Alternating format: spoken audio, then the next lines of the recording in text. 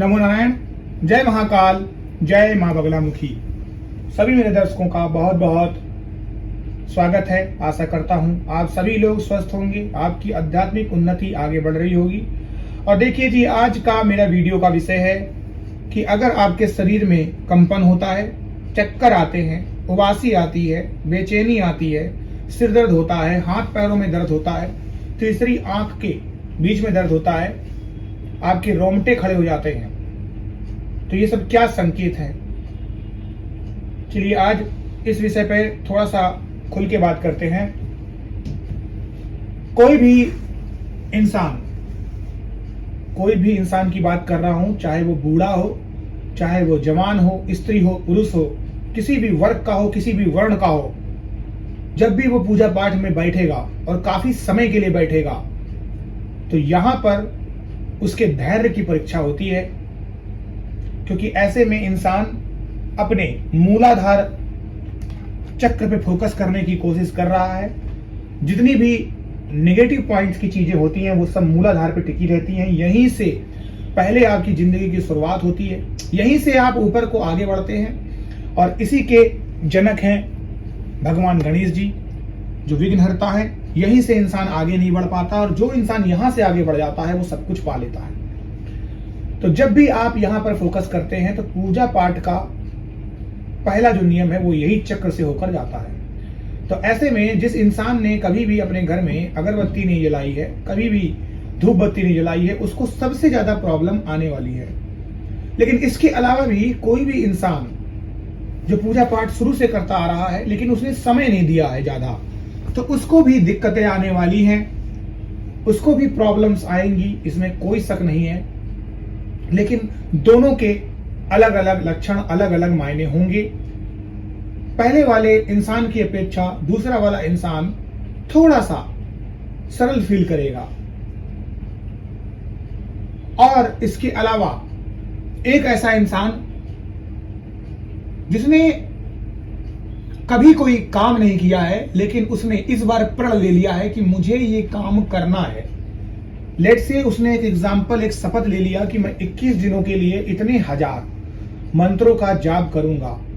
तो ऐसे में उसका परीक्षण होगा, और जब परीक्षण होगा तो आप हर तरीके से टोले मलोले जाएंगे, आपको चीजें भी दिखेंगी। क्योंकि अभी तक आप जो कर रहे थे वो नॉर्मल सी आपने पूजा की, आपने घंटी बजाई, आपने शंख बजाया, आपने 2 अगरबत्ती जलाई, धूप बत्ती जलाई और चल दिए। ये 5 मिनट का सिर्फ आपका समय था। जैसे आप सभी लोग स्कूल में, कॉलेजों में, विद्यालयों में पढ़े होंगे। पहले जब भी आप घर में बैठ के पढ़ते हैं तो आप 1 घंटे 2 घंटे ही पढ़ते हैं। लेकिन अगर आप वही चीज स्कूल कॉलेजों में पढ़ेंगे तो आप देखेंगे कि आपको 6, 7, 8 घंटे बैठना पड़ेगा। अब दोनों में बहुत जमीन और आसमान का अंतर है। एक में आपका पूरा डेडिकेशन और धैर्य चेक होता है। तो बिल्कुल यही चीज साधना में भी लागू होती है, जब आप छोटी पूजा करते हैं और जब आप बड़ी पूजा करते हैं। तो जैसे ही आप जब बड़ी पूजा को करते हैं तब वहां पर बहुत सारे और भी पैरामीटर शामिल हो जाते हैं। जैसे आपकी एज का फैक्टर, कोई इंसान बहुत ज्यादा बुजुर्ग है तो वो ज्यादा देर तक नहीं बैठ पाएगा। किसी इंसान को कोई प्रॉब्लम हो सकती है, सांस लेने में, बैठने में, हाथ पैरों में दर्द होना, अलती पलती मारने में दर्द होना, कोल्हू में दर्द होना, बहुत सारी चीजें हो सकती हैं। फिजिकल भी हो सकती है, मेडिकल भी हो सकती है।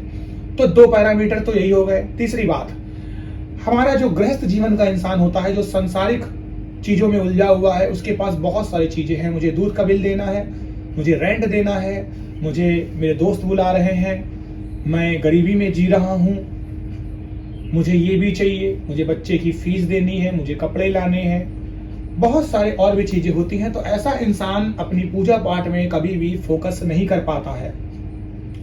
तो तीसरी बड़ी चीज ये हो गई। चौथी बड़ी चीज, अब इंसान देखता है कि उसको आज 100 माला करनी है। उसने प्रण तो ले लिया है, जल्दबाजी में ले लिया, बिना सोचे समझे ले लिया, या फिर उसे सिद्धि पानी थी, उसके अंदर उत्सुकता थी कि नहीं मैं कर लूंगा। लेकिन अब जब रियल मायनों में उसने हाथ में माला ली है और अभी 10 माला हो पाएंगी तो उसको लगने लगा कि मैंने बहुत बड़ी भूल कर दी। तो ये भूल जो उसने कर दी है, तो ऐसे में इंसान फिर जल्दी जल्दी मंत्रों का जाप करता है, क्योंकि उसे बाहरी चीजें याद आ रही होती है कि कोई खेल रहा है, कोई बुला रहा, वो सब लोग उधर जा रहे होंगे, मैं यहाँ ये कर रहा हूँ। क्योंकि नेगेटिव चीजें आपको हर बार में टोलेंगी मटोलेंगी और चाहेंगी आप किसी भी तरीके से पूजा पाठ ना करो। ये कलयुग माया का समय है, माया यहाँ पर हावी है और यही माया आपको भटकाएगी। तो जब भी आपको माया भटकाती है, जैसे एक एग्जाम्पल है, आप बहुत सोते हो और आपको सहसा बोला जाए कि अब आपको सोना नहीं है, तो आप देखेंगे आप ऐसा नहीं कर पाएंगे, आप सोएंगे, खूब सारा सोएंगे और बार बार सोते रहेंगे। और जिस दिन आपने सोने को त्याग दिया, उस दिन देखिए आपने समझ लो माया को जीत लिया। तो ऐसे कितने ही लोग होते हैं जो सोने को त्याग कर माया को जीत लेते हैं, बहुत कम।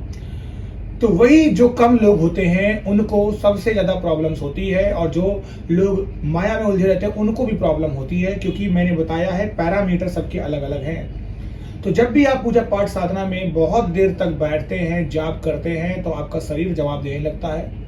आपका मंत्र का पहला ही काम है कि सबसे पहले अगर आप तेज तेज बोल रहे हो तो आपका मुंह दर्द करने लग जाएगा।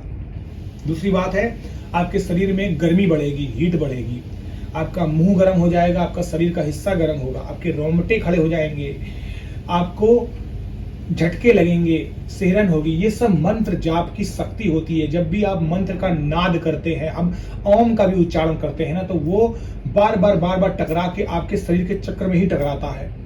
तो चीजें जो होती हैं वो कहीं नहीं जाती हैं, वो आपके शरीर में ही टकराती हैं। अगर कोई भी मंत्र आप जपेंगे, ब्रह्मांड में जाएगा, गूंजेगा, फिर से लौट के आपके पास ही आना है, क्योंकि ये पृथ्वी का नियम है। जो भी चीज आप फेंकेंगे ऊपर को, गुरुत्वाकर्षण की शक्ति से वो नीचे लौट के ही आएगी। तो इसीलिए मंत्र का जब भी आप स्पंदन करते हैं, जाप करते हैं, उच्चारण करते हैं, वो फिर से चीज लौट के आपके पास ही आती है। और ऐसे में जब आपके शरीर में टकराती है, तो बार बार टकराने से वो नेगेटिव एनर्जी जाती है। जब भी आप कोई भी चीज को, चाहे घंटी बजाए, चाहे शंख बजाए, उसका एक ही काम होता है कि नेगेटिव चीज को हटाना, यानी वो भी एक ध्वनि है। तो ऐसे में जब भी आप मंत्र का उच्चारण करते हैं, तो सबसे पहले आपका शरीर शुद्ध होना स्टार्ट होता है, और इसी क्रिया के प्रोसेस में आपकी आत्मा बेचैन होने लगती है, आपका शरीर बेचैन होने लगता है, आपकी आंखें भर जाती है, आपको नींद आती है, आपको झपकी आती है, आपको घबराहट होती है। तो ये जो भी प्रोसेस है, ये निगेटिव एनर्जी बाहर निकल रही होती है, और यही निगेटिव एनर्जी आपको बार बार रोकेगी कि मत करो, बेकार है। कई बार आपका मन ऊब जाएगा, कई बार आप बेचैन हो जाएंगे, कई बार आपके दिमाग में ये भी आएगा कि भगवान है ही नहीं, ये सब चीजें बेकार है, मैं क्यों कर रहा हूं। तो ये सारे लक्षण, ये सारे प्रोसेस ही साधना का रहस्य है, क्योंकि साधना का मतलब ही होता है साध प्लस ना, यानी अपने आप को पहले साधना। बिल्कुल ठीक उसी तरीके से है कि जब हम किसी की तरफ एक उंगली करते हैं, तो पहले 4 उंगली हमारी तरफ भी उठती है। दैट्स मीन पहले आप अपने आप को साधिए, फिर उस मंत्र को साधेंगे, फिर ईश्वर प्यार में उस मंत्र के अंदर बध जाएगा। तो ऐसी चीजों से घबराना नहीं, ये चीजें स्वाभाविक है, नॉर्मल है, हर इंसान के साथ होती है। ये साधना और पूजा का प्रोसेस होता है, और उन सभी लोगों के साथ होता है जो लोग देर तक बैठते हैं। ये शब्द सुन लीजिएगा ध्यान से, देर तक। अगर आप 5 से 10 मिनट 15 मिनट बैठेंगे तो कुछ भी नहीं होगा। तब अगर आपको हो रहा है तो दैट्स मीन आपकी एज और आपकी फिजिकल एबिलिटी का ये फैक्टर है। सो जो लोग मेरे चैनल पे नए आए हुए, मेरे चैनल को लाइक और सब्सक्राइब करें। जो लोग मेरे चैनल पे पहले से जुड़े हुए हैं, उन लोगों का बहुत बहुत स्वागत है। आशा करता हूँ आप सभी लोग स्वस्थ होंगे और आपकी सभी मनोकामनाएं आगे जाके मेरे इष्ट श्री हरिनारायण विष्णु पूर्ण करें। नमो नारायण, जय महाकाल, जय मां बगलामुखी।